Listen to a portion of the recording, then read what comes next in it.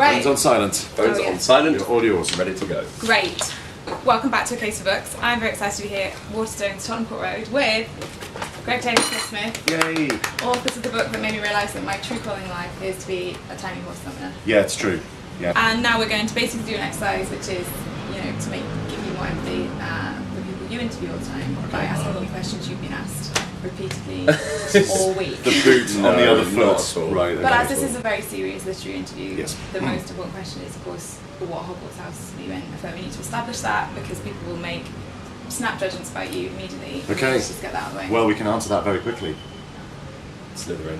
Really? Ravenclaw. Oh. That's fine. I'll move slightly. No, closer to we- you. I mean- we can just change the arrangement. Obviously, the first question is, why did you decide to write a book together? Who came up with that idea first? Well, we have been working together for many years, and we really enjoy that, and we love doing stuff on the radio. But when you do stuff on the radio, it's sort of gone. There's a podcast, and it sticks around, but you say something and it's gone, and it's quite disposable, which is a great thing about it because it's instant and spontaneous. And if you do something bad, it's gone. But it's kind of the best and the worst thing about it. Right. And we would do sort of funny things, particularly on Greg's podcast. We used to come up with lots of silly characters, like the receptionists at CERN, the nuclear research plant. We just sort of did them as characters and they worked there. Which is hard to explain. It is hard to explain. Yeah. You have to hear it really. It doesn't really make any sense, but that's sort of why it's fun. And we sort of thinking we enjoy coming up with silly characters and weird stories together so much, and you'd finish doing it and then think, well, I wish we'd written that down. And so we thought we'd write something down. Yeah. And we enjoy creating worlds and particularly silly characters and voices, and we just thought it would be great to jot those down and just see how you would write a book together, because it's not the usual thing to write a book with somebody. Right. But we don't know any other way of working. We've never written books on our own before, and whenever we've written, whether it be a script or a sketch or something, I've always found it best to collaborate with somebody. So we thought, well, let's apply that to this, and we just had a lot of fun writing it.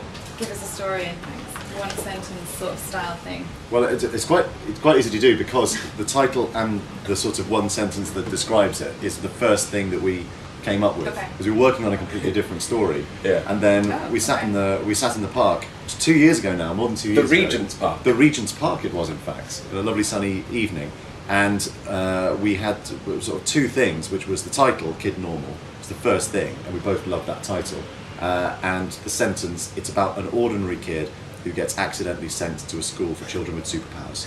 And there you go, that was the pitch, and that was the story. And as soon as we sort of got that together, we started saying to each other, well, what's a school for children with superpowers like? And what superpowers might you have at the school? And what's the kid like? And what danger might he face? And then, before you knew it, the story just kind of spilled out. When you start having questions, when you have questions like that off the back of an idea, and people go, oh, yeah, okay, I like that. Yeah. You suddenly realise that that's actually a good idea.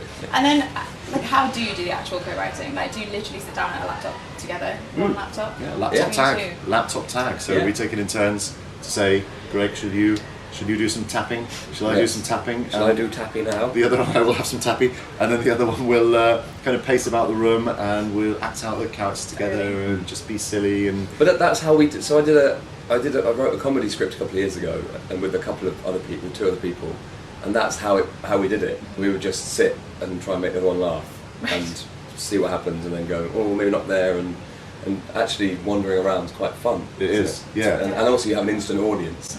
So and we'd also write separately as well, and come back and sort of do show and tell. Did you say you've obviously worked together for ages, but did writing this together, did you kind of learn anything new, surprising or horrifying indeed about each other? Not horrifying. I've not been horrified at any point, not yet. I haven't been horrified at all. We've become. I didn't think this would happen. I didn't know what would happen. I hoped we wouldn't fall out and become enemies. But we actually become really close friends while doing it, because you're just sat there, just the sheer amount of time you're forced together. But you over the space of 2 years, a lot of life happens, doesn't it? Yeah, and so a lot of life sort of was floating around when we were doing this book. So yeah, we are each other's confidants. But also, it's really nice to get to know Chris sort of out of the radio studio a little bit, and translate the humour and the intelligence that I know into a book like this. We're more honest with each other, aren't we? Which is good, Such in a a good nice way. sincere answer. Yeah, no, it's very true. Yeah, it's been a journey, like on wow. X Factor. Can't resist that I know. word. I'm trying to use that in everything. But it has been a journey. It has been a journey. It's such a journey. A journey through time. A journey through ourselves. Yes. Obviously, Murph makes friends with the kids with the real, kind of superpowers we're perhaps more familiar with. But Yes. he also gathers around him some students who have some more unusual superpowers. So I was hoping you could, because that was just my favourite bit. The super zeros are I like those favourites. powers. Just Well, how did you come up with them? And could you tell us a bit about some of them, I suppose? we got obsessed with the concept that, if there is a world where some people are or born or require superpowers, why do they always seem to be really useful Right. superpowers? So it's always, if you're bitten by a radioactive spider, then you get the amazing abilities of a spider. But why doesn't anyone just get random superpowers? So we really wanted we sort of loved the idea of this world where for every kid that was super fast or super strong or could fly super spidery and eight-legged, then there would be a kid with a really random superpower. So they go to this school. Some of them may go on to become kind of working superheroes. They join this organisation called the Heroes Alliance. But some of them will have odd powers, like one of Murph's best friends, Hilda, who can conjure two tiny horses from thin air. And all these kids have to go to school to do is just hide it so that they can control their capability, as it's called, their cape, in normal life and just live a sort of regular life. So there's poor Billy, who can just accidentally inflate parts of his body, so if he's nervous his ear will just go. And so obviously he just needs to go to school to learn to manage this capability and not do it in the queue at the post office or something when he's grown up. So we really like the idea that and then we had this teacher called Mr. Flash, and he's like the games teacher that only likes the kids that are good at football. So he takes the lesson called CT, capability training, and he only likes the kids that have got the useful capabilities, or what he sees as the useful capabilities, like the super strength or the fast ones, and the ones that are kind of cool and good looking and are going to be conventional superheroes. And Murph, obviously because he has no capability, falls in with the sort of misfits of the class, like Hilda with her horses and Billy. But the most interesting ones. Are the most, and they're always the most interesting ones, right? Yeah. Well, I feel like when I've been recommending it to people, I'm like, literally, it's a book where a small girl is able to conjure two tiny horses. Like, how is that not? How would you not want to read that? Sold. Right. Take my $6.99. And if you were going to choose a more traditional superpower and a superhero name, or indeed if you're a Slytherin, a supervillain name, perhaps, if you're going to use your powers for ill. Well, you're in Slytherin, so you should be a villain and I'll be a hero, and then we can combat each other. You can be my arch nemesis. Spin-off for you. There's another great spin-off. But we got it right. I'd be Moon Man. You're Moon Man. I would be able to go around and just make people go to the moon immediately. Wow. Send them away. Just get rid of them. Yeah. Right. Okay. Do you hate your teacher? Yes. Send them to the moon. Wow. She's gone to the moon. Wow, that's really evil. But then also you have the moon filled with really annoying people that might. I feel like that's. Yeah, that's true. It's like Too doing far all away. the Slytherin. Well, the problem with Slytherin, isn't it? That Hogwarts puts all the kids with evil tendencies together and gives them like a dungeon-based common room. They go sort of go and plot. Right, encourages it. I'm not saying. It should be like a buddy system. I'm a super. Yeah. But I'm a supervillain. That's what I want. Okay, you're a fair supervillain. enough. Please stop questioning Moon Man. Okay. Because Sorry. that's. I'm not saying I'm a good supervillain. Right. I'm just saying I might be like a nectar. But Example. sadly, when the world is threatened by Moon Man, Yeah. Captain Eclipse is here to save the day. Oh, okay. Nice. And my super capability We're gonna is do that I can inflate myself into a large black circle and stand in front of you so you cannot target the civilians. Fine. Yeah, I like that's really Yeah. niche. I like that. it's pretty niche. Yeah, but that's great. I mean, I couldn't really combat anybody I challenge else. you to a duel. I challenge you to a duel as well. I thought of it first. A moon duel. Okay.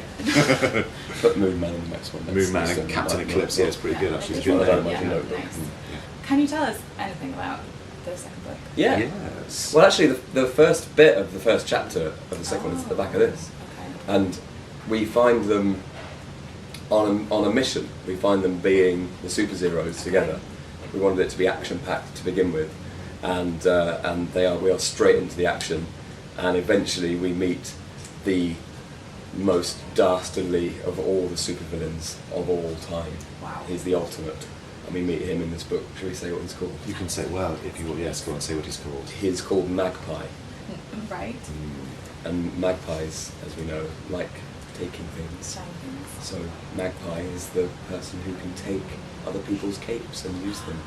Oh, that is He's sinister. very dangerous. So he's sort of unstoppable. Right. Or is he? Or is he? Right, my last question is, if you were going to assemble your own team of sort of superheroes from fictional, this might be a really annoying Wow. question. No, this is a great question. Oh, this is brilliant, yeah. Characters, Right. who would you have on your team?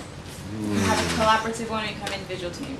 Well, Okay. as we collaborate, we should. Yeah. We should collaborate. How many are we allowed? Oh, There's 5 in total, Yeah. so well, yeah. okay. 4 extra people. 4 extra You people. guys are the Right. Mirth. From fictional characters. Well, should we have, as we've done Harry Potter houses, we should pick someone Yes. from Harry Potter, shouldn't we? Who should we have from Harry Potter? Who's actually really useful from Harry Potter? The obvious answer is Hermione, Right. but I don't think we should give the I don't obvious think answer. Hermione.